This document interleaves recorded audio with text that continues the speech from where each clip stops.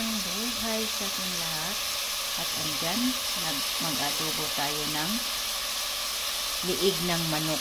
Dito, ang daming liig ng manok, Adidas, kung ano-ano ay mabintang-mabinta. Hindi lang Pilipino ang kumakain dito, pati na din mga ibang lahi. Kaya ayan, mag-adobo tayo ng liig ng manok. Hahayaan lang natin. Ayan, may ano na yan, may soy sauce na yan. Hayaan lang natin na lumabas yung sariling tubig niya. Ayan na. Kasi mataba din yan, diba? Kaya, hintayin natin na yung tubig.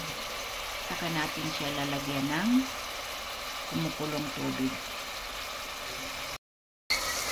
Ayan, pwede na siyang lalagyan natin ng tubig. Unting-konti na lang ng tubig.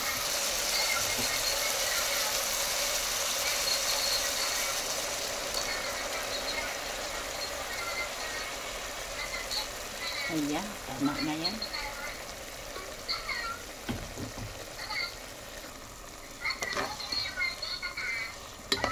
Tama lang siya.